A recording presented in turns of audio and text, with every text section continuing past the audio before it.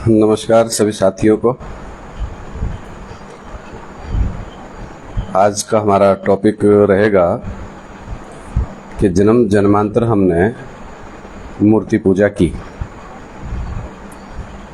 लेकिन जब परमपिता परमात्मा संगम युग पे आ जाते हैं तो हम बिंदु को भगवान मानना शुरू कर देते हैं। तो साथियों, बिंदु का मतलब भगवान होता है या भगवान प्रैक्टिकल में होता है। तो आज का हमारा टॉपिक है कि जन्म जन्मांतर हमने मूर्ति पूजा की, लेकिन पहली बात तो हम ये नहीं जानते थे कि भगवान आते कब हैं। परमपिता परमात्मा ने आकर के हमें बताया कि परमपिता परमात्मा संगम युग पर आते हैं। संगम का मतलब आत्मा और परमात्मा का मिलन होता है। तो जब वो परमपिता परमात्मा आए, हम उनसे साक्षात आमने सामने बैठ करके मिलते, लेकिन उससे पहले जो लोग भगवान को साकार रूप में नहीं मानते, उन लोगों ने क्या किया, पहले ही हम सब के सामने एक तथ्य प्रमाणित कर दिया कि वो बिंदु रूप है। तो यहाँ पर एक तथ्य क्लियर करना चाहेंगे कि बिंदु का मतलब होता है निराकारी स्टेज वाला। निराकारी स्टेज वाला मतलब जो आत्मिक स्थिति में रहे और 100% आत्मिक स्थिति में जो टिका रहता है उसको बोलते हैं निराकार। तो आज तक पिछला इतिहास आप उठा करके देखिए, हमने शिवलिंग से मूर्ति पूजा शुरू की। हमने शिवलिंग को अपने माता पिता के रूप में पूजा, लेकिन धीरे धीरे जो जो समय बदलता गया तो साथ साथ लोगों की विचारधाराएं भी बदलती चली गई। तो साथियों, अब जब विचारधारा बदली तो शिवलिंग से फिर हमें साथ साथ लक्ष्मी नारायण के मंदिर बनाने लगे, फिर सीताराम राधे कृष्ण, और इस प्रकार से मूर्ति पूजा आगे बढ़ती रही। मूर्ति पूजा का सीधा सा मतलब होता है कि हम साकार उपासी हैं, यानी कि जैसे हम हैं, जैसे गीता में एक शब्द आता है तत्वम, जैसे तुम हो वैसा मैं हूँ। तो जब हम सब जैसे हम हैं वैसे हमारा पिता होना चाहिए। तो परमपिता परमात्मा को निराकार, बिंदु रूप या सर्वव्यापी, कण कण में व्याप्त, ऐसी ऐसी अवधारणाएं समाज में फैलती रही और हम परमपिता परमात्मा के स्वरूप से जितना हमें ज्ञात था वो भी औरों के संग से वो भी हम भूल गए। तो आज परमपिता परमात्मा जब संगम युग पे आए हैं, पहली बात तो संगम युग का लोगों को पता नहीं है अभी तक कि संगम युग चल रहा है। लोग अभी भी सोच रहे हैं कि कलयुग ही चल रहा है।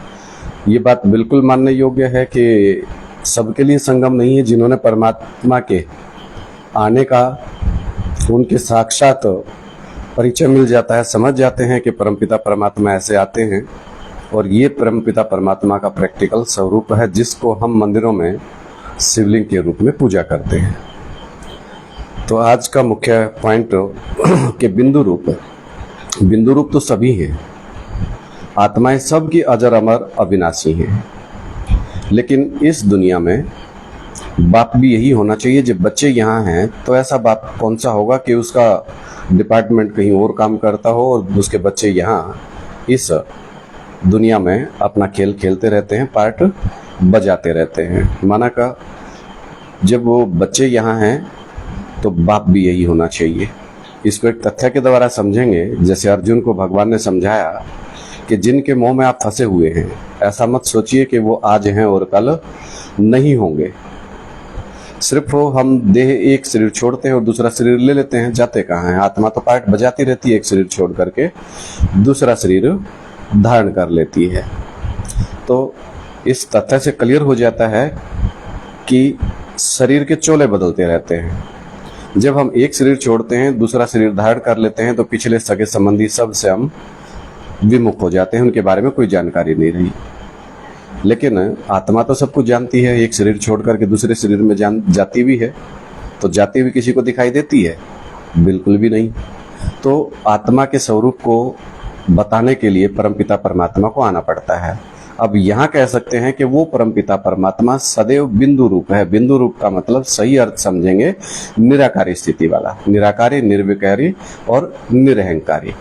तो वो स्वरूप जो मंदिरों में पूजा जा रहा है, जिसकी घर घर में सत्यनारायण भगवान के रूप में कथा हो रही है, उस परमपिता परमात्मा के स्वरूप को निराकारी स्वरूप कह सकते हैं। निराकारी की बजाय निराकारी, निर्विकारी, निरहंकारी कहेंगे।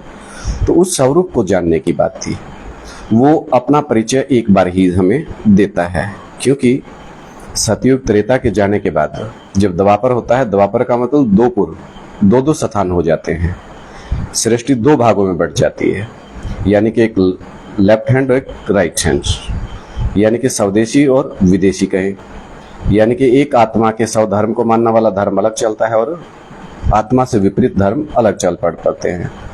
तो जो जो द्वापर आगे बढ़ता है तो मतांतर बढ़ते जाते हैं, दूसरे धर्म पनपते जाते हैं, मठ, पंथ, संप्रदाय और विचारधाराएं फैलती चली जाती हैं, और अंत तक आते आते भगवान की मूर्तियां भी काली बना दी गई। यानी कि खुद तो भगवान से हम दूर हुए दूसरों के विचार सुन करके, और हम सब ने वो मूर्तियां काली बनानी शुरू कर दी। क्यों? क्या भगवान काले हो गए? और हनुमान चालीसा में आप लोग खूब गाते हैं, चारों युग प्रताप तुम्हारा। प्रताप का मतलब क्या होता है? सूर्य देवता यहाँ सूर्य देवता कहते हैं, चंद्रमा, ग्रह, तारे, नक्षत्र, ये सब जड़ रूप में आप देख रहे हैं। इनके जड़ रूप का कोई न कोई चैतन्य आत्मा भी है जो इस सृष्टि पर होती हैं। वो सब एक बार ही दिखाई देती हैं। जब आत्मा और परमात्मा का मिलन होता है तो सबका, जैसे एक फिल्म में सबका प्रत्यक्षता रूपी, सबको एक फिल्मकार, एक प्रोडक्शन जो प्रोड्यूसर होता है फिल्म का, वो सबको अवगत करवाता है कि भाई ये फलाना एक्टर, ये हीरोइन होगा, ये विलियन होगा, तो सभी पात्रों से रूबरू करवाता है। तो परमपिता परमात्मा भी जब कलयुग का अंत आना होता है और सतयुग का आना होता है तो सभी कैरेक्टर्स को, सभी जो मुख्य पार्टधारी हैं उनको दुनिया के सामने प्रस्तुत करता है। लेकिन प्रस्तुत कब होंगे? जब एक अपने स्वरूप को जाने, परमात्मा के स्वरूप को जाने। तो ये बताएगा कौन? परमपिता परमात्मा बनाता है। यानी कि सारा का सारा बताया परमात्मा ने, गीता ज्ञान सुनाया परमात्मा ने, और फिर भी कह रहे हैं बिंदु रूप। अगर बिंदु रूप होता तो बोलता कैसे? इतनी बड़ी गीता सुनाई, वो कैसे सुनाता? कृष्ण और अर्जुन संवाद कैसे हो पाता? तो साथियों, आज की इस वीडियो का मुख्य आधार ये है, और बहुत बड़ा एक विडंबना हमारे सामने खड़ी है कि जन्म जन्मांतर मूर्ति पूजा की घर घर में, हर घर में जो भी हिंदू धर्म को मानने वाले हैं, सनातनी हैं, वो सब मूर्ति पूजा करते हैं। लेकिन जब जानने की, पहचानने की, भगवान से मिलने की बारी आई तो पहली गलत बात रोके रखती है कि कण कण में है। दूसरी बात, आत्मा सो परमात्मा। और फिर परमात्मा का अस्तित्व क्या रह गया भाई? अगर परमात्मा एक व्यक्तित्व, एक व्यक्त स्वरूप, जिसको सच्चिदानंद बोलते हैं, शिवलिंग बोलते हैं, सत्यनारायण बोलते हैं, नारायण बोलते हैं, महादेव बोलते हैं, कितने नाम तो बहुत रख लिए, कोई बात नहीं, लेकिन स्वरूप तो एक ही है ना। वो स्वरूप इस सृष्टि पर सदा कायम है, उसी को सत्यनारायण कहते हैं। ऐसा नहीं कि आज सत्य और कल झूठ, नहीं। सत्य की परिभाषा यही होती है कि जो सदा काल सत्य हो, ऐसी भी सत्य, ओसी भी सत्य। और ऋग्वेद में भी, शायद वेद शास्त्रों का मुझे इतना ज्ञान नहीं है, एको सद्विप्रा बहुधो वदंती। इस दुनिया में कोई एक सच्चा ब्राह्मण है जिसको क्या कहते हैं? सच्चा ब्राह्मण। यानी कि उसी सच्चे ब्राह्मण की घर घर कथा गाई जा रही है। तो बिंदु रूप पर ना जाकर के उसके प्रैक्टिकल स्वरूप को जानना। महाकाल को आप जानते, महादेव को आप जानते, राम को आप जानते, कृष्ण रूप में आप उसे जानते, कितने स्वरूपों में जानते हो, और फिर कह रहे हैं कि वो बिंदु है। और आजकल ज्ञान का प्रचार दुनिया में इतना बढ़ता जा रहा है, और ज्ञानी अज्ञानियों जैसे काम करते हैं। जैसे भगवान अर्जुन को कहते हैं कि बातें तो विद्वानों जैसी करता है, लेकिन कर्म मूर्खों वाले कर देता है। इसी प्रकार से इस दुनिया में बहुत से लोग हैं जो ज्ञान का प्रचार प्रसार कह रहे हैं कि भगवान आ गया, भगवान आ गया, लेकिन पत्थर का शिवलिंग लेके आज भी घूम रहे हैं। इसका मतलब वो आज भी पता नहीं कौन अपरंपार माया है, ऐसा है वैसा, इतना बतंगड़ा बना दिया कि भगवान को बहुत लंबा दूर कर देते हैं। साथियों जी, या तो भगवान का ढिंढोरा मत पीटो कि भगवान आ गया, और आ गया तो प्रत्यक्ष प्रमाण सहित सभी को मिलने का मौका मिलता है। और भगवान भी आकर के कहते हैं कि जब बाप है और अपने बच्चों से ना मिले तो बाप कैसा। बाप आते हैं तो पूरी दुनिया का बाप है, जगत पिता है, जगत का पूरे जगत का पिता है, तो जगत से मिलेगा। ऐसा तो नहीं कि मेरे पे एहसान करेगा, 2-4 रुपये कर देगा। सबके लिए आया है, सबको सदगति देनी है। चारों तरफ का वातावरण आप देख रहे हैं, साइंस के साधन इतने बढ़ गए हैं, विनाश सामने खड़ा हो गया है, ग्रह युद्ध सामने है, महाभारती ग्रह युद्ध कहा जाता है। तो जब ऐसी स्थिति होती है, चारों तरफ दुनिया का विनाश सामने खड़ा हो जाता है, तो तब गीता सुनाई और गीता के बाद महाभारत हुई। तो एक बड़ा वाक्य जब हम परमपिता परमात्मा के श्रीमुख से सुनते हैं सामने बैठ करके, तो एक वाक्य कहा गया था कि सुख की दुनिया मेरी है तो दुख की दुनिया मेरी नहीं है क्या। भगवान ने आकर के बताया कि ये सुख और दुख है तो मन बुद्धि का खेल।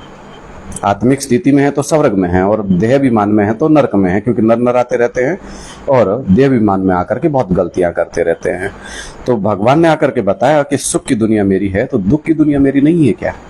साथियों, सतयुग और त्रेता, इस समय कोई नामो निशान नहीं दुख का। सभी आत्मिक स्थिति में रहते हैं। जब हम आत्मिक स्थिति में रहते हैं, एक सच्चाई क्या है इस दुनिया की कि मैं आत्मा ज्योति बिंदु हूं, मैं आत्मा शांत स्वरूप हूं। आत्म ज्ञान को ही आध्यात्मिक ज्ञान कहा जाता है। तो आध्यात्मिक ज्ञान जो स्व स्थिति में होगा, निराकार स्थिति में टिका होगा, जो आत्मिक स्थिति में सदाकाल रहने वाला होगा, वही तो देगा ना। लेकिन भगवान कहते हैं गीता में कि मैं भी इस ड्रामा के बंधन में बंधा हुआ हूँ, किसी के कार्य क्षेत्र में कोई प्रवेश नहीं करता हूँ, कोई हस्तक्षेप नहीं है मेरा किसी में। प्रकृति के जो भी नियम कानून है बनाए तो मेरे द्वारा गए हैं, विधि विधान परमपिता परमात्मा के द्वारा बनाया गया है। उस विधि विधान से कोई भी बाहर नहीं जा सकता, क्योंकि भगवान ने बनाया है तो सबको बांधा है, तो जैसा कर्म करें तैसा फल चाख लेते हैं। तो भगवान ने इसलिए आकर के हमें कर्म, अकर्म और विकर्म की गति समझाई कि कर्म क्या है, अकर्म क्या है, विकर्म क्या है। तो सारी स्थितियां संगम पर परमपिता परमात्मा प्रत्यक्ष रूप से हमें समझा रहे हैं। तो आज का एक दूसरा मुख्य पॉइंट हम क्लियर कर सकते हैं कि सुख की दुनिया भी उसी की है और दुख की दुनिया भी उसी की है। फिर कहेंगे भगवान यहीं बैठा और दुख की दुनिया, भाई जिसको जैसा जो पार्ट मिला है, एक मूवी में कोई हीरो है, कोई हीरोइन है, कोई विलियन है, तो सब अब अपना पार्ट बजा रहे हैं, तो सबको सबका अपना जो पार्ट दिया गया है उस पार्ट से तो कोई बाहर नहीं जा सकता ना। सभी आप अपने पार्ट में बंधे हुए होते हैं। तो इसलिए परमपिता परमात्मा कहते हैं साक्षी होकर के इस ड्रामा का आनंद लो, अपने आप को आत्मा समझो, देह विमान में मत आओ। अगर देह विमान में आएंगे तो फिर हमें कुछ भी नजर नहीं आएगा और हम प्रकृति के 5 तत्वों की ही पोषण करने में लगे रहेंगे। यानी कि घी खाओगे तो शरीर ही ताकतवर बनेगा, लेकिन अगर आत्मा को ताकतवर बनाना हो, इस शरीर का बीज आत्मा है, आत्मा निकल जाएगी तो हम सौ रह जाएंगे। तो अगर हमें ताकतवर बनना है तो बीज को ताकत देनी पड़े। बीज का मतलब आत्मा, और आत्मा को ताकत कहाँ से मिलेगी? परमपिता परमात्मा को। जैसे एक फोन को चार्जिंग पे लगाते हो, जब तक फोन को चार्जिंग पे नहीं लगाओगे तो उसमें लाइट तो नहीं आएगी, लाइट नहीं आएगी तो चार्ज नहीं होगा। तो इस प्रकार से हम आत्मा रूपी जो बैटरी है छोटी छोटी, जन्म लेते लेते लेते लेते बिल्कुल घिस गई है, यानी कि थोड़ा सा प्रकाश रह गया है, ये मानिए तमो प्रधान हो गए हैं। तो परमपिता परमात्मा आकर के हमें वापस नीचे से फिर ऊपर उठाते हैं। ऊपर उठाने का मतलब हमारी मन बुद्धि जो नीचे गिरी हुई है, यानी कि नीचे की भ्रष्ट इंद्रियों में लगी हुई है, इन भ्रष्ट इंद्रियों से हमें वापस श्रेष्ठ इंद्रियों की तरफ ले जाते हैं, आत्मिक स्थिति में टिकाते हैं, अतीन्द्रिय सुख की तरफ ले जाते हैं। इसलिए भगवान ने आकर के हमें कहा मन जीते जगत जीत, इंद्रिय जीते जगत जीत। इन इंद्रियों को परमपिता परमात्मा जीतना सिखाते हैं। कैसे? शिवलिंग का उदाहरण देखो, हमारे सामने रखा हुआ है मंदिर में, कि शिवलिंग रखा हुआ, जलाधारी भी है और लिंग भी है। इसका मतलब हो इस दुनिया के बीच में रहते हुए पति पत्नी इकट्ठे रहें और इस कीचड़ की दुनिया में इकट्ठे रहते हुए पवित्रता की पालना करें। जितना जो पवित्र बनता जाएगा, बुद्धि सात्विक होती जाएगी। देवताएं कहाँ बैठे होते हैं? कमल के फूल पर, और कमल का फूल कहाँ होता है? कीचड़ में। तो इस दुनिया के नरक के बीच स्वर्ग का नजारा स्थापन करने का ये बहुत अच्छा उदाहरण परमपिता परमात्मा ने दिया है कि शिवलिंग की तरह पवित्र जीवन जीना सीखो, वो भी कीचड़ की दुनिया में रह करके। तो साथियों, अब पॉइंट क्लियर हुआ कि सुख की दुनिया भी शिव की है, लेकिन दुख की दुनिया भी शिव की है। दुख की दुनिया का मतलब है देह अभिमानी सांडे आ जाते हैं, इस्लामी है, बौद्धि है, क्रिश्चियन, सब एक एक करके आ जाते हैं, जिनके अंदर पवित्रता की पावर नहीं होती। पवित्रता की पावर धारण करने वाले सिर्फ और सिर्फ भारतवासी होते हैं, सनातनी होते हैं। यानी कि 9 धर्म है तो 9 धर्म की अपनी धारणाएं होती हैं। सबसे ज्यादा माताओं बहनों का जो यत्र नारी पूजनते तत्र रमनते देवता, ऐसा कहा जाता है। वेद शास्त्री नहीं हूं, ना मुझे कोई संस्कृत आती है, बट कोशिश कर रहा हूं कि परमपिता परमात्मा जो सीधे अर्थों में ज्ञान समझा रहे हैं। गीता में लिखा सहज राजयोग है, और वो राज क्या है वो परमपिता परमात्मा समझा रहे हैं। तो दूसरा पॉइंट के द्वारा क्लियर करेंगे। त्रिलोकीनाथ कहा जाता है। त्रिलोकीनाथ का मतलब 3 लोक। 3 लोक का स्वामी कौन? परमपिता परमात्मा। ये तो हमने कह दिया, लेकिन हम तो उसको कह रहे हैं बिंदु है। अगर बिंदु है तो स्वामी कैसे? जब 3 लोक हैं, 2 लोक हैं, 1 लोक है या एक घर है, तो कोई तो मालिक होता है। ये दुनिया अगर एक बगीचा भी है तो इस बगीचे को कोई सजाने वाला, संवारने वाला कोई तो होगा। बगैर मालिक के कोई चीज तो नहीं होती। तो 3 लोक कौन कौन से? शांति धाम, सुख धाम और दुख धाम। सबसे पहले जब कलातीत स्टेज कही जाती है तो उसको शांति धाम कहते हैं। मैं आत्मा ज्योति बिंदु शांत स्वरूप हूँ, स्थिति में टिके रहे, संकल्प विकल्प ना हो तो कहते हैं शांति धाम वासी। शांति धाम से फिर हम सतयुग में आते हैं, जहाँ 16 कला संपूर्ण कहे जाते हैं। सतयुग से फिर त्रेता युग, कलाएं कम होती जाती हैं, और गिरते गिरते कलयुग में कलाएं 0 हो जाती हैं, हम सब कलाहीन हो जाते हैं। तो साथियों, 3 लोक का स्वामी है, तो 3 लोक भी तो यही होंगे। फिर आप नरक भी देख रहे हो, स्वर्ग भी यही होगा। क्यों? क्योंकि स्वर्ग और नरक हमारे मन और बुद्धि की स्थिति है, दशा है। सुख और दुख जैसे हम भासते हैं, तो ये भी तो मनोदशा है। क्या दुख परमानेंट है या सुख परमानेंट है? दुख क्यों हुआ? क्योंकि आपने महसूस कर लिया। लेकिन गीता में तो कहा सुखे दुखे समय कृत्वा लाभा लाभो जया जयो तत्तो युद्धाय युजुस्व, ऐसा कुछ श्लोक आया है। तो समान रहना, बाबा जो है हमें क्या सिखाते हैं? परमपिता परमात्मा समता भाव, समान भाव से जीवन जीना चाहिए, और इस प्रकार से आत्मिक स्थिति में रहते रहते शांति धाम को चलना है वापिस। मैं शांति धाम का भी वासी हूँ, उसका भी नाथ हूँ, सुख धाम भी मेरा, दुख धाम भी मेरा। तो त्रिलोकी नाथ शब्द जो है इस बात को क्लियर करता है कि कण कण में व्याप्त सर्वव्यापी आत्मा सो परमात्मा, इन सब चीजों का खंडन करिए, जोरदार खंडन करिए। भगवान क्या कह रहा है और हम क्या कह रहे हैं? शायद हम सब में भगवान बनने की जो लालसा थी, जो मन में आया सो अकड़म बकड़म बम्बे बो 80-90 पूरे सो, जो गाते गए चलते गए। लेकिन सत्य क्या है? कभी यही नहीं सोचा कि वो सत्य आएगा, परमपिता परमात्मा आएगा, महाकाल आएगा, तो वो सब की बखियाओं को देड़ देगा। वो सबको उनकी औकात में ले आएगा कि क्या, व्हाट इज व्हाट, सत्यता क्या है? सत्य एक है, सत्य सार्वभौम है, गॉड इज ट्रुथ, सत्यम शिवम सुंदरम। जब तक हम किसी को प्रैक्टिकल में कोई कार्य करते हुए ना देखें, तब तक हम किसी को सत्य और असत्य नहीं कह सकते। शिवलिंग को हम अच्युतम बोलते हैं, केशव बोलते हैं, अमोघवीर्य बोलते हैं, महाकाल बोलते हैं, क्या क्या बोलते हैं, बहुत कुछ बोलते हैं। तो उसने प्रैक्टिकल ऐसा चरित्रण किया होगा, तो चरित्रण किया तो चित्र बनाए गए, वेद शास्त्र लिखे गए। तो इस बात से अच्छा उदाहरण और क्या हो सकता है कि परमपिता परमात्मा इस सृष्टि पर कर्ण करावणहार का पार्ट बजाते हैं, और सदा इस सृष्टि पर अपनी सार्वभौम सत्ता को हर पल दिखाते हैं और महसूस भी करते हैं। अब फर्क इतना सा है कि भगवान को सर्वव्यापी कह करके, कण कण में व्याप्त कह करके हम सिर्फ उसको महसूस करते हैं, लेकिन प्रैक्टिकल स्वरूप को जान नहीं पाते। क्योंकि एक सनातन धर्म के बाद दूसरा धर्म, तीसरा धर्म, चौथा, पांचवा, छठा आते रहे, और क्या हुआ? एक एक धर्म करके आते रहे और विचारधाराएं बदलती रही। जो स्टार्टिंग में सनातनी धर्म के थे, दूसरे दूसरे धर्मों की दूसरे दूसरे विचारधाराओं से प्रभावित होते रहे और दूसरे धर्मों में कन्वर्ट होते रहे। तो कन्वर्ट हुआ हमारा आत्मिक स्थिति का पतन, अपना जो हकीकत थी, जो सच्चाई थी, उस सार से दूर होते चले गए। सत्य का विनाश नहीं होता, गीता में भी बोला, ना सत्य विद्यते भावो, ना भावो विद्यते सत्य। तो साथियों, सत्य का कभी विनाश ही नहीं होता। तो ये अगड़म बगड़म जिसने किया, अब उन सब की खैर आने वाली है। क्योंकि जब सूर्योदय होगा तो सब भाग जाएंगे। और परमपिता परमात्मा ने हमें बताया कि जब भगवान बाप आते हैं तो चारों तरफ अंधेरा कायम रहे। इस थ्योरी के लोग मैं भी भगवान, जगत गुरु की उपाधियां, इतनी उपाधियां लेकर के बैठ जाते हैं कि इतने जगत गुरु होते हैं या जगत का गुरु एक होता है? जगत पिता एक ही होगा, जगत गुरु भी एक ही होगा। बाप आकर के कहते हैं बाप, टीचर, सदगुरु मैं एक ही हूं। और वेद शास्त्रों में भी मैंने सुना है, कहा कि शंकर चाप जहाज जाहे चढ़ उतरे पार, नर सकल पाद संसार। तो जब तक उसको नहीं जानेंगे, पहचानेंगे, तो तब तक कैसे पार उतर जाएंगे? गति और सदगति कैसे मिलेगी? तो हजारों एग्जाम्पल हैं, लेकिन हमारी मन बुद्धि पर पत्थर पड़े, इसलिए हमने पत्थर के शिवलिंग बना दिए। लेकिन वो चैतन्य बोलता चलता है। द्वापर से जब हम आत्मिक स्थिति से नीचे गिर गए तो अलग अलग मतांतरों में बढ़ते चले गए और पत्थर का शिवलिंग बना बैठे।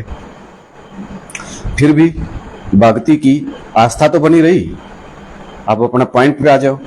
चित्र बना करके, मंदिर बना करके पूजा की ना हमने, लेकिन हमारे मंदिरों को तोड़ने वाले, मूर्ति पूजा का खंडन करने वाले वो कौन? हम ही हैं, दूसरे धर्मों में कन्वर्ट होकर के। तो साथियों, जन्म जन्मांतर मूर्ति पूजा की साक्षात प्रेमी रहे और आज परमपिता परमात्मा आकर के जब दुनिया के सामने आकर के जब वो ज्ञान दे रहे हैं, अर्जुन को समझा रहे हैं कि मैं क्या हूं, कौन हूं, कैसा हूं, मेरा स्वरूप क्या है, जब वो बता रहे हैं, तो अब वो बातें बुद्धि से उतरती नहीं है, क्योंकि पिछले लंबे समय से भक्ति मार्ग में रहे, अलग अलग मतांतरों में फंसते रहे, अलग अलग विचारधाराएं फैलती रही। तो इसलिए भगवान ने विवश होकर के अर्जुन से कहा कि अर्जुन, कोरा कागज बन जा, अन्यथा आपकी समझ में कुछ भी आने वाला नहीं है। अरे एक तरफ तो आप कहते हो कि आपका भगवान प्रैक्टिकल में गीता ज्ञान देता है, गीता वेद व्यास ने लिखी, रामायण वेद व्यास ने लिखी, महाभारत वेद व्यास ने लिखी, तो आज फिर वो वेद व्यास अपने असली स्वरूप का जब एक बार ही परिचय देता है, उसी समय हम पहचानने से मना कर देते हैं। तो अब कैसे समझ आएगा कि भगवान कौन है? तो भाइयों, आपने जब मूर्ति पूजा की थी तब ये नहीं सोचा था कि ये व्यक्त रूप में आएगा? शिवलिंग को कहते हैं अव्यक्त मूर्ति ना। इसका मतलब हुआ मूर्ति तो है लेकिन अव्यक्त है। और पिछली वीडियोज में आपने देखा होगा कि व्यक्त रूप है महादेव। महादेव का व्यक्त रूप देखा तो आपने उसको विषपाई बोल दिया, ऐसा करता वैसा करता, बिच्छू टिंडन है, सांप लपेटे हुए है।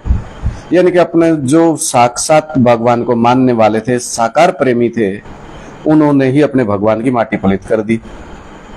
तो संपूर्ण रूप शंकर जब संपूर्ण हो जाते हैं, यानी कि संपूर्ण तो हैं, संपूर्ण थे और रहेंगे, लेकिन बच्चों को पाठ पढ़ाने के लिए एक अच्छे टीचर के रूप में करना सिखाता है कि किस प्रकार से हम आत्मिक स्थिति में टिके।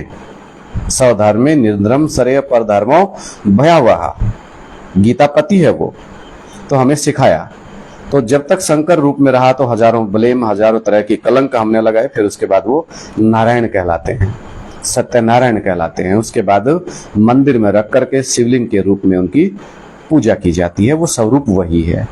तो साथियों, आज की इस वीडियो में आप एक एक पॉइंट को क्लियर समझते जाइएगा, और फिर भी कोई दिक्कत, कोई पॉइंट समझ नहीं आया, लेकिन आज की इस वीडियो के द्वारा एक बात कंफर्म कर लें कि अगर सनातन धर्म के हैं, हिंदू धर्म के हैं, तो हम प्रवृत्ति मार्ग के हैं। लक्ष्मी नारायण का देश भारत है, सीताराम का देश है, राधे कृष्ण का, वो उसके पार्ट हैं अलग अलग, समय अनुसार जो जो गद्दियां संभालते हैं। तो परमपिता परमात्मा का देश है, यहाँ साक्षात वही संभालता है इस सृष्टि को। तो अगला मेरा पॉइंट रहेगा कि गीता में लिखा मम वर्तमानु वर्तन्ते मनुष्य आपात सर्वश। क्या कहा? मम वर्तमानु वर्तन्ते मनुष्य आपात सर्वश। गीता की 108 टीकाएं हो चुकी, सबके अर्थ अलग अलग हैं, जिससे अनर्थ निकला।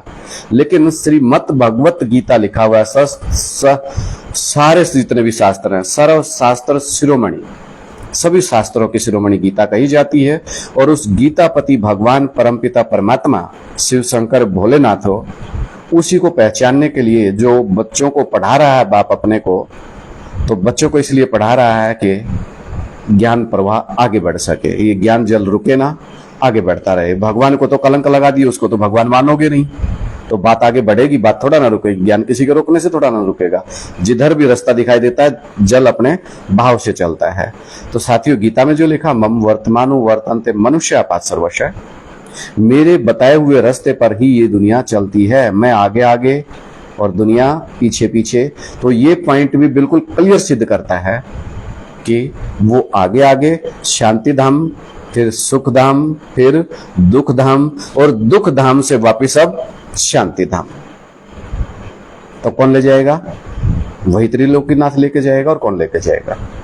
तो जो तीनों धामों का मालिक है उसके बारे में गीता में बहुत ही अच्छा उदाहरण दिया हुआ है कि मम वर्तमान वर्तन्ते मनुष्यापात सर्वशः। अब अगला एक उदाहरण लेके देखें। इस दुनिया में सबसे पहले जो निर्मित हुआ वो मनुष्य बना होगा। आदिदेव महादेव, आदि मनु कहा जाता है। फिर आत्मा के 3 शक्तियां आत्मा में काम करती हैं, मन, बुद्धि और संस्कार। मन को ब्रह्मा कहा जाता है, संस्कार को विष्णु कहा जाता है और शंकर को बुद्धि कहा जाता है। मन, बुद्धि और संस्कार का मेल आत्मा है। इसमें 3 पार्ट काम करते हैं। तो सबसे पहले जो उन तीनों शक्तियों का एक संपूर्ण रूप, सदाशिव कह सकते हैं, शिव कह सकते हैं, शिवलिंग कह सकते हैं, तो एक ही उस मनुष्य के अंदर से ही तो सारा इतिहास, सारी ये सृष्टि, सारा ये विधि विधान निकला होगा। उस विधि विधान से, गीता से वेद निकले, वेद से फिर पुराण निकले, फिर उससे आगे सतपथ, ब्राह्मण, आरण्यक, पता नहीं, बहुत लंबी कहानी, मुझे इतना नहीं पता इन बातों में। तो आगे से आगे निकलते रहे ना। तो विस्तार तो उस बीज का ही हुआ। बीज से ही तो पूरा वृक्ष निकलता है।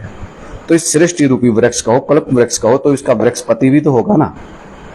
अब ये बात भी क्लियर हो गई कि आदुमनी है, तो जो आदि मनु है वो भी प्रैक्टिकल में यही होगा जब तक सृष्टि चलती है। वो अविनाशी है। वो बीज, इस सृष्टि रूपी सृष्टि का जो बीज है वो अविनाशी बीज है। उस बीज का विनाश नहीं हो सकता, इसलिए उसको महाकाल कहा जाता है। अब अगला पॉइंट देखिए कि शिवलिंग के मंदिर में जाकर के आप या हम या पूरी दुनिया शिवलिंग को मानती। अब पूरी दुनिया शिवलिंग को मानती तो सब ने उस शिवलिंग का भी अलग अलग स्पष्टीकरण कर दिया। ये यादगार है, ये चिन्ह है। अरे भाई, वो शिवलिंग पति और पत्नी के कंबाइंड रूप, लिंग यमाना पुरुष, योनि माना स्त्री, और दोनों में कोई भी विषय विकार पैदा ना हो, दोनों एक दूसरे के घी खिचड़ी होकर के रहते हो, तो उसको बोलते हैं विष्णु लोक। कोई विषय विकार नहीं, बड़ा सुख और शांति का जीवन यापन करते हैं। आजकल तो 1 मिनट में कोर्ट में जा खड़ी होती है। आजकल कौशल्या नहीं है, कई है, कई हैं। एक पति नहीं है, कई पति हैं। तो इसलिए कई पति होने में धरणी मैली हो गई। पुरुष तो होते ही दुशासन दुर्योधन है, लेकिन धरणी भी जब मैली हो जाती है तो गीता में लिखा वर्ण संकर प्रजा जायते, प्रजा पैदा हो रही है, विनाशकारी बच्चे पैदा हो रहे हैं, पेट फाड़ के निकलते हैं। तो वापिस पॉइंट पे आता हूं कि शिवलिंग के सामने जाकर के अपन कहते क्या हैं?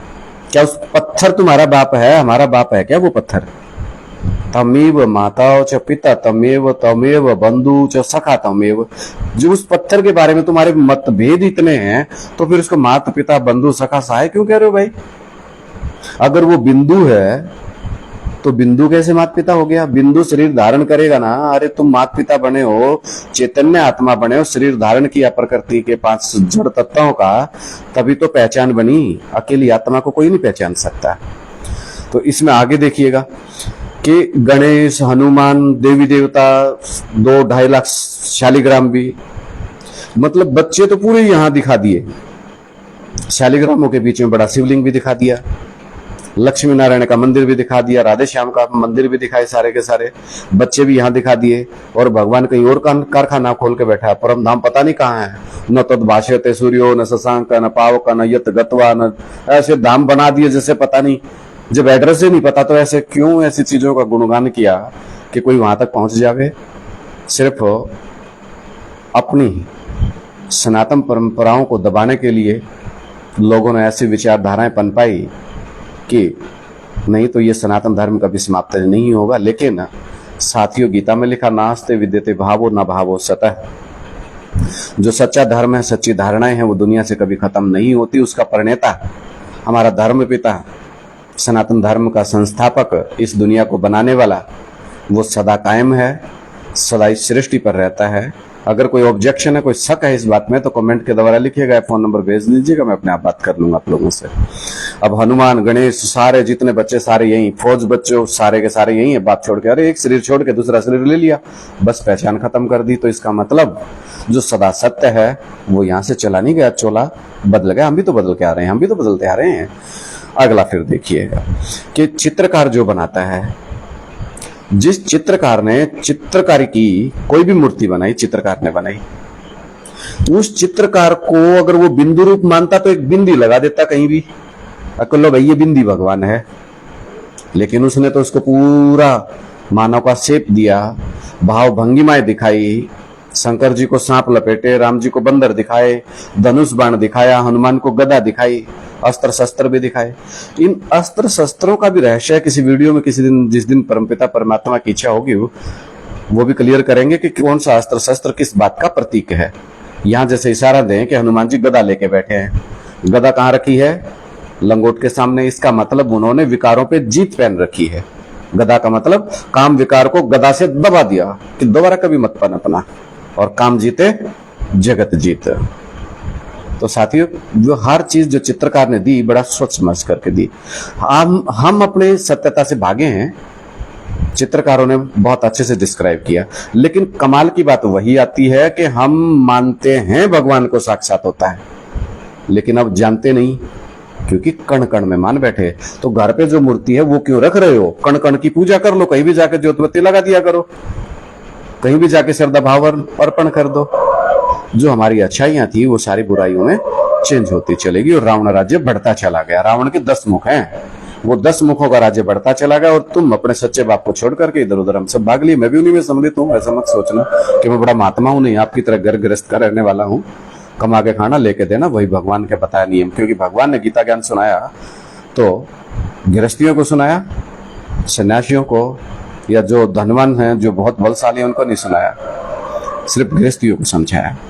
फिर अगला बात देखिएगा कि बिंदु है तो बिंदु का परिवार तो बिंदु ही होगा, जो जैसा होगा वैसा ही परिवार रचेगा। तो सूर्यवंश रघु नंदन से शुरू होगा, रघुनाथ से शुरू होगा, तो रघुवंशी सूर्य कौन कहा जाता है? रघुपति, राजा राम। तो राजा राम जब हमारे बाप हैं, पतित पावन हैं, तो फिर निराकार क्यों, फिर बिंदु क्यों? तो साक्षात तो उनको हम पहचान को भूल गए और देह के अहंकार में इतने टूल गए, और जो जिसने कहा सत्य वचन महाराज सिर झुका दिया। सिर नहीं झुकाएंगे भाई, अब सत्यता का पता चल चुका, अब किसी के सामने ना सिर झुकाया है ना सिर झुकाएंगे। आज नहीं तो कल पूरी दुनिया शिवलिंग के सामने सिर झुकाएगी, क्योंकि वो दुनिया का विश्व पिता है, और हक बनता है बच्चे का कि वो अपने बाप के सामने सिर झुकावे। मैंने झुकाया तो सभी झुकेंगे, पूरे सबका बाप मेरा अकेले का नहीं है।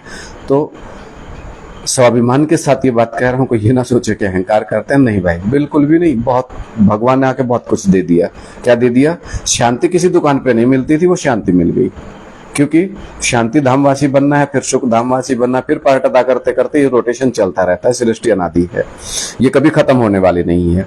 तो साथियों, अब आगे बढ़ते बढ़ते फिर एक पॉइंट मुद्दे में आता है कि इस दुनिया में 9 धर्म में से कितने धर्म ऐसे हैं जो निराकार को भगवान मानते हैं, और कितने ऐसे हैं जो साकार को भगवान मानते हैं। तो इस टोटल 700-750 करोड़ की दुनिया में 99.9, क्योंकि 750 करोड़ का अगर 1% भी करें तो पता नहीं कितना बनता होगा। लेकिन इस दुनिया में 9 लखा हार गाया जाता है, और कहा जाता है हमारी दुनिया में, मेरा 9 लखा मंगवा दो ननदी के बीरा, तो मैं न्यू ढूंगे पर आखूं। हमारी चाची ताई जो बड़ी बुजुर्ग आदरणीय हमारी थी, तो वो बड़ा नाच कूद करके शादी ब्याह में, ये गीत चलता था शादी ब्याह में, तो तब भी मुझे खटक होती थी कि ये 9 लखा हार क्या होता है। तो सृष्टि के आदि की जनसंख्या 9 लाख से शुरू होती है, और त्रेता तक आते आते जो करोड़ों में चली जाती है। लेकिन थोड़ी सी मुट्ठी भर 5 पांडव वो ही सत्यता को जान पाते हैं। बाकी इस बात को स्वीकार राजी खुशी तो करेंगे नहीं, प्यार से तो करेंगे नहीं, क्योंकि 9 धर्म में से एक धर्म ऐसा है कि जो अपने मरे पाछे भी मूर्ति टांग के, हम तो माला टांगे हैं, घर पे जब हमारा बड़ा बुजुर्ग सुरक्षिदार जाते हैं तो माला टांग देते हैं, यानी कि उनका भी इतना कदर करते हैं। लेकिन जो विदेशी विधर्मी हैं वो केवल अपने पैगंबर्स को मानती हैं कि मोहम्मद आया, ये आया, वो आया। और यहां से एक बात और भी कंफर्म कर दूं, एक वीडियो आप बार बार देख रहे हैं कि भगवान गुप्त रूप में क्यों आए। गुप्त रूप में आना पड़ेगा भाई। क्यों? क्योंकि 99.9% निराकारवादी हैं कि वो तो पता नहीं कहां उसका स्थान है और वो तो किसी को मिलता ही नहीं। ऐसी अवधारणाएं फैली हैं। अगर कोई साकार में अपने को भगवान डिक्लेयर करने लगा तो कोई जहर देकर मारेगा, कोई सूली पे टांग देगा। तो इसलिए गुप्त तरीके से आता है। इसलिए गीता में ज्ञान देते समय परमपिता परमात्मा ने बताया, बाप भी गुप्त, बच्चे भी गुप्त, और तुम्हारा पुरुषार्थ, तुम्हारी प्रारब्ध, सब कुछ गुप्त। लेकिन गुप्त कब तक रहेगी? जब तक महाभारत का समय निश्चित ना हो जावे। जब महाभारत का समय निश्चित हो जाएगा तो परमपिता परमात्मा खुले तरीके से दुनिया के सामने खड़े होकर के गीता ज्ञान देते हैं। तो साथियों, थोड़े कहे को ज्यादा समझें और कोरा कागज बन जाए कुछ समय के लिए, अगर समझना चाहते हैं। अगर आप अपनी मन गढ़ंत बातें सब करते रहेंगे तो सुनी सुनाई बातों से भारतवासियों ने दुर्गति को पा लिया। अपने पिता को, वे एक बात सोचो, मेरा पिता, उसका पिता, फिर उसका पिता, फिर उसका पिता, फिर उसका पिता, तो वंश चलते चलते लास्ट में एक ही पिता होगा ना सबका। वो पिता प्रैक्टिकल में होना चाहिए, माँ भी और बाप भी। जब एक पति पत्नी का जोड़ा होगा तभी तो दुनिया चलेगी। अकेले पुरुष से भी नहीं चलनी, अकेली स्त्री से भी नहीं चलनी। दुनिया में कोई तो पहली बार हुआ होगा आदिश्वर, तो उसी को परमपिता परमेश्वर बोल रहे हैं। तो फिर वो बिंदी क्यों? प्रैक्टिकल में होना चाहिए। इतनी बड़ी दुनिया फैल रही है, ये बिंदी से फैल रही है। बिंदी तो है, आत्मा बिंदी है, लेकिन शरीर के बगैर पहचानेंगे कैसे? तो साथियों, आगे बढ़ते हैं थोड़ा सा और। तो इस रंगमंच पर जो सदा सत्य पार्ट बजाता है, उस पार्टधारी को पहचानना, उस परमपिता परमात्मा के स्वरूप को जानना, आज का इस वीडियो का मुख्य सार यही था कि जन्म जन्मांतर मूर्ति पूजा की, भगवान के नाम पर आज भी कितने धर्म कर्म कांड होते हैं, सब होता तो भगवान के नाम पर है। जब आपने भगवान को देखा नहीं तो करते क्यों? अगर करते हो तो इस बात को क्यों नहीं मान लेते कि जैसे हम वैसे हमारा बाप, तत्वम। तो साथियों, आज के इस वीडियो के द्वारा फिर भी अगर किसी को कोई मन बुद्धि में क्वेश्चन है, परमपिता परमात्मा आते हैं तो किसी के क्वेश्चन का ऐसा जवाब नहीं जो वो ना दे सकते हैं, क्योंकि वो सर्वशक्तिमान है। पूरी दुनिया उसकी मुट्ठी में है। महाकाल के रूप में देखिए कि पूरी दुनिया का काल बन के मंडरा जाता है, लेकिन इस दुनिया में ऐसा कोई नहीं है जो उसका विनाश कर सके। क्योंकि फिर दूसरी भाषा में अमरनाथ आप कहते हैं, अमरनाथ है, महाकाल है, कितने नामों से पुकारते हैं, सर्वशक्तिमान। और हरियाणा में तो देखते हैं आप कावड़ लाते हैं, उस महादेव के नाम का जल चढ़ाते हैं शिवलिंग पर। तो भाई हम तो हैं हरियाणा वासी, हम परमपिता परमात्मा के प्रैक्टिकल साकार रूप को मानने वाले हैं। मेरी अपनी मान्यता अपने परमपिता के प्रति यही है, जिसकी है 99.9% निराकारवादी। उनके जन्म भी कम, कर्म भी माड़े रहेंगे। तो कोशिश करिए, अंततः मानेंगे सब एक को ही। जो सनातन धर्म है उसका प्रणेता आदिदेव, मानेंगे उसे ही बाप, क्योंकि वो पूरे जगत का बाप है, पिता है, विश्व पिता है। तो विश्व पिता है तो इस 700-750 करोड़ की दुनिया में कोई एक भी ऐसा नहीं रहेगा जो उसको अपना पिता स्वीकार ना कर ले। तो साथियों, आज का वीडियो यहाँ तक। अगली वीडियो में फिर मिलते हैं। सभी का जो भी ऑनलाइन है ऑफलाइन है, सभी का धन्यवाद करता हूँ। आपका प्यार प्रेम बहुत अच्छा मिल रहा है और आपको भी खुशी हो रही होगी कि जिसको हम मूर्ति रूप में पूजते थे उसको मिलने का समय आ गया है। वहम मत पालो, अपना आत्म मंथन चिंतन करो, अपनी आत्मा से पूछो। क्योंकि जब एक शरीर छोड़ के दूसरे शरीर में जाते थे तो कोई रिमोट कंट्रोल के द्वारा नहीं जाते थे। स्वत चालित ड्रामा है, स्वत चलता रहता है। एक बार कंट्रोल होता है, एक बार 3 घंटे की फिल्म बना दी तो उस फिल्म को कितने भी बार देख लो वो सेम चलेगी। ये दुनिया भी एक रंग मंच है, हम सब इसके पात्र हैं। परमपिता परमात्मा इसका रचयिता है, तो उस रचयिता को जान लें तो सब कुछ समझ आ जाएगा। जीवन बहुत सुखमय है। शरीर में प्रकृति के 5 तत्वों का आंदोलन कर रहे हैं, इसलिए दुखों का कारण है। जब आत्मा का ज्ञान मिले, परमात्मा का ज्ञान मिले, तो सारे दुखों से मुक्ति मिल जाती है। परमपिता परमात्मा सबको सद्बुद्धि दे, सब उसके साथ बने, जल्दी से जल्दी पहचाने, यही मंगल कामना करूंगा। सभी भाइयों को नमस्कार।